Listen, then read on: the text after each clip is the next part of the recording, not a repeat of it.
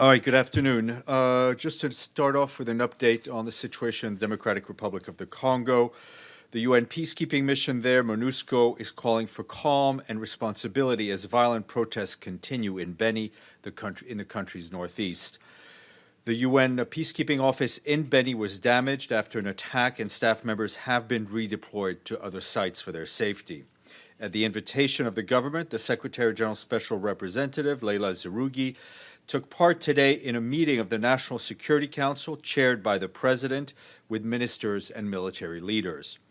She stressed that she understood the people's anger and frustration after further deadly attacks by militia, known as the Allied Democratic Forces, otherwise known as the ADF.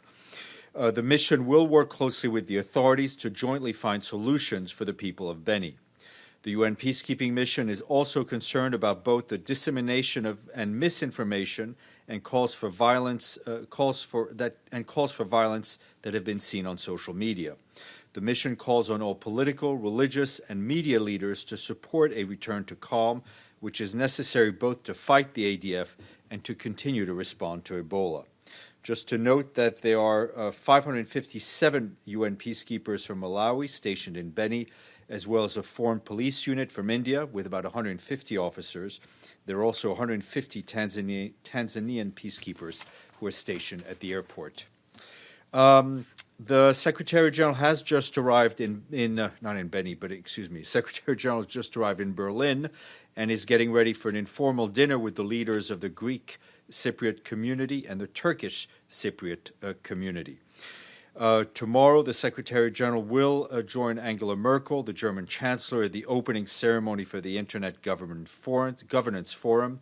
The forum, a gathering of thousands of members of civil society, governments, and technology specialists, is held this year under the theme One Vision, One Net, One.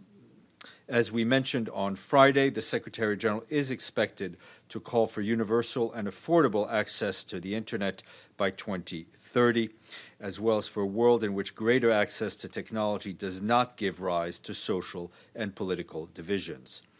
Also on Tuesday, the Secretary General is expected to visit a school which provides technology training for refugees, and he will hold several bilateral meetings with government officials, including Chancellor Angela Merkel.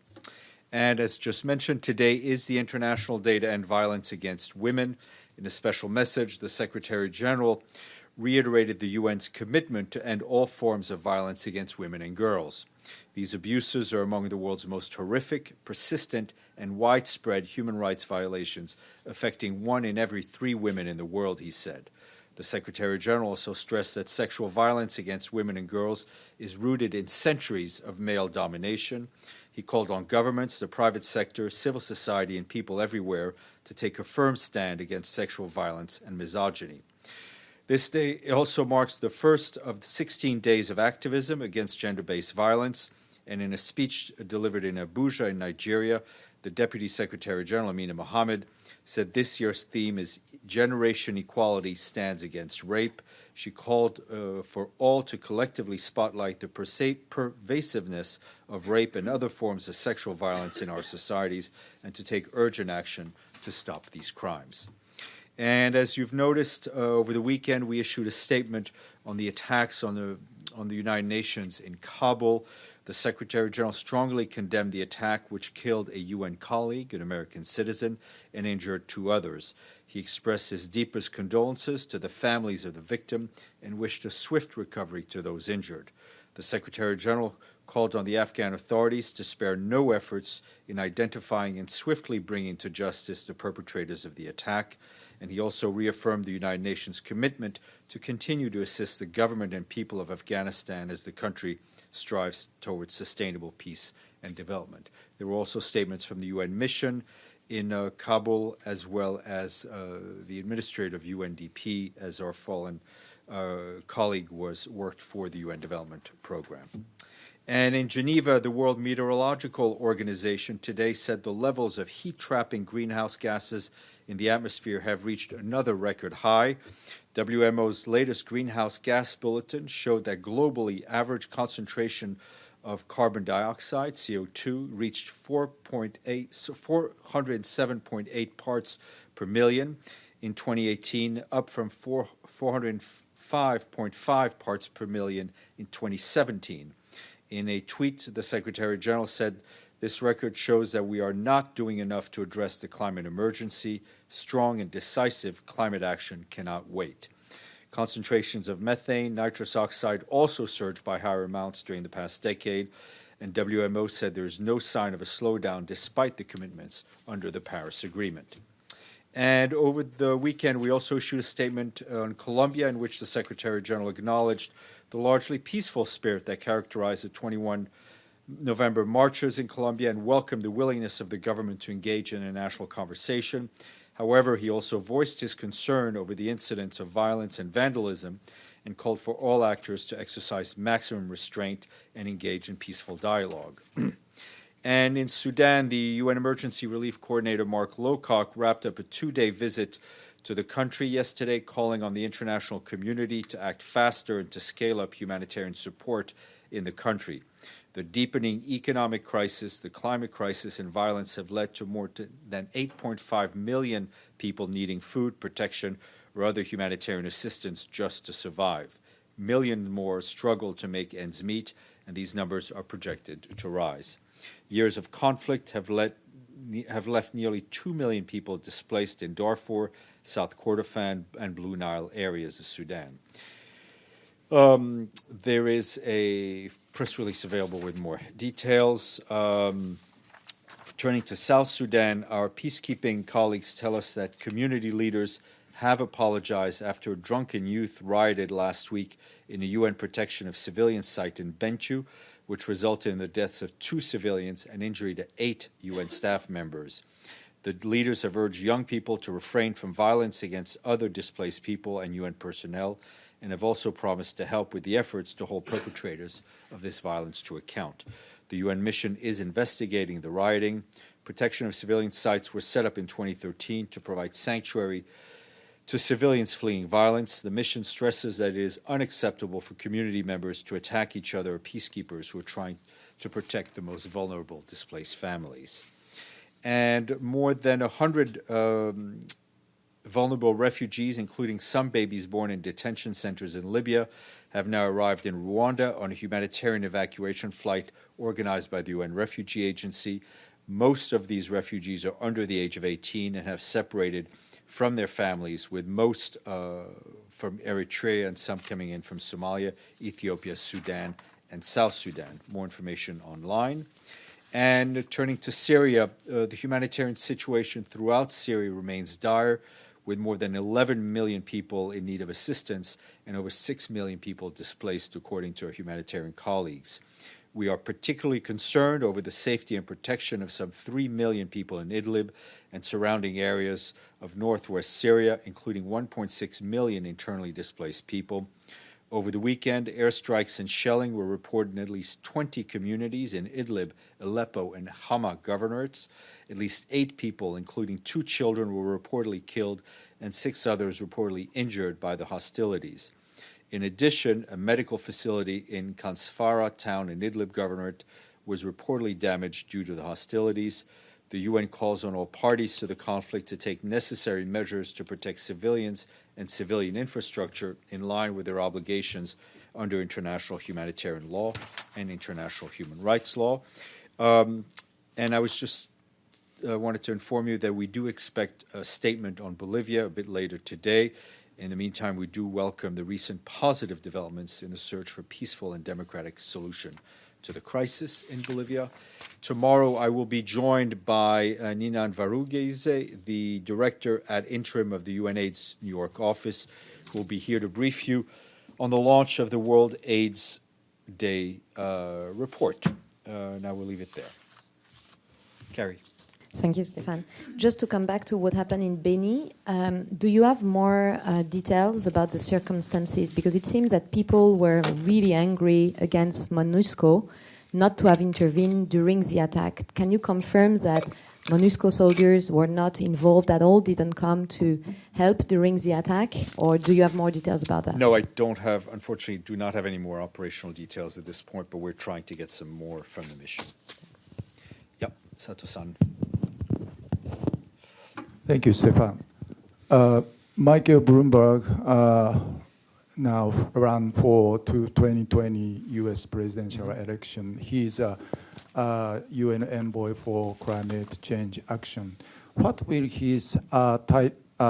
happen with his title from the UN, and what does Secretary General say to one of the strong advocate to the climate change action to become the candidate for the 2020?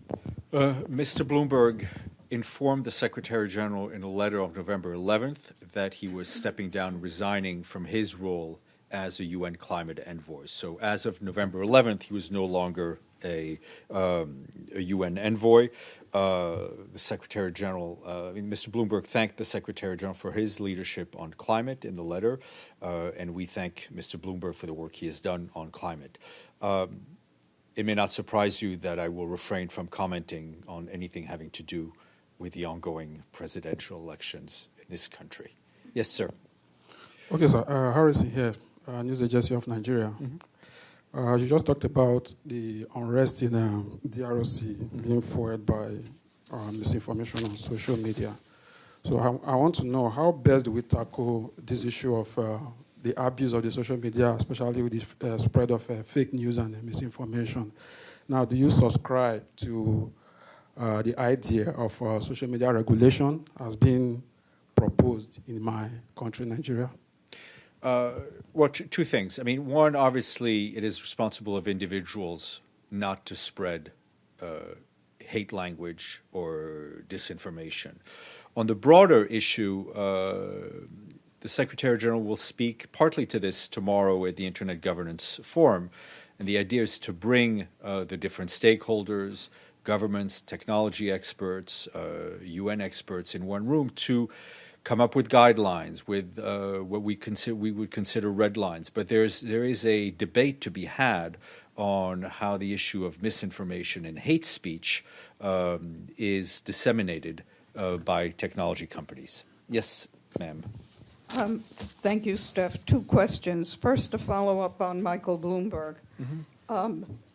I know you're not talking about the future, but can you tell us what he accomplished in his role as the UN envoy?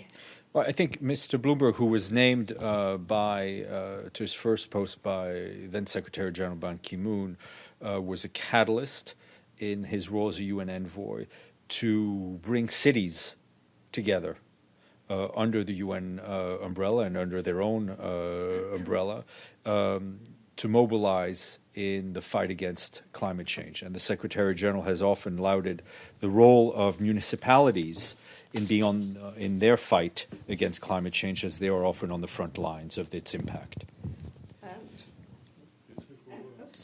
A second question. On the Secretary General's dinner tonight with the Greek and Turkish Cypriot leaders, is there going to be press availability afterwards? Are they going to come out? At this point, what I do know is that we will issue a photo at the start of the dinner, and then let's see what the dinner, what will come out of the dinner. We may have a statement from our end. Obviously, the leaders may do whatever they wish to do. Michelle, then James, then Madame Fasoulou. Why did the United Nations wait nearly 2 weeks to announce that Michael Bloomberg had stepped down? Well, we were asked, so we just decided to confirm it. Did he ask, though, for the UN not to announce it immediately? No, he did not. I have two new questions, but I want to go back to one from Friday, which was about Egypt being chosen to one of the countries. I actually did some research. That was handled by the General Assembly, so it's not something that involved the Secretary General at all. Does the Secretary General, though, have a view on it, given it's been condemned by human rights groups that a country that uses the pretext of counterterrorism as a tool for oppression? There are processes, member state-led processes, through which countries are named as facilitators for different issues. This was one such process, and it is not for the Secretary General to comment. Okay, new question again on human rights. The Human Rights Watch director for Israel and Palestine has now, I know we talked about this before it happened, but has now been expelled by the Israeli authorities. What is the UN's response? Our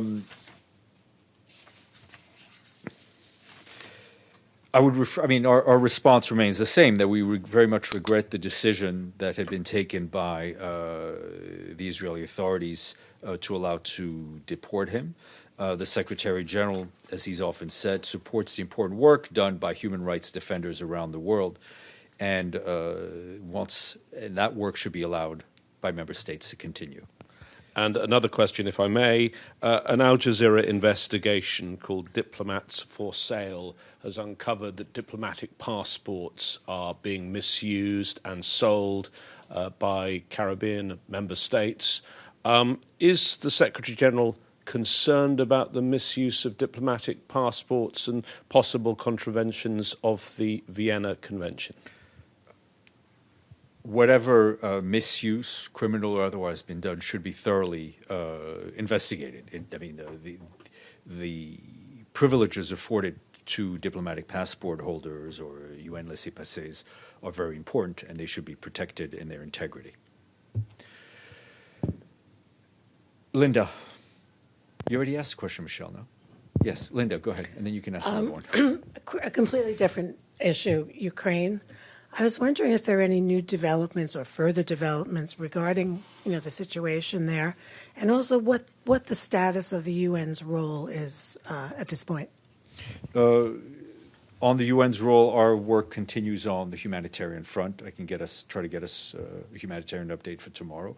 On the political end, if I'm not mistaken, there are a number of meetings, I think, scheduled to be held soon between the Ukrainian and Russian leaders and others within various structures. But that's it as far as I know. Michelle?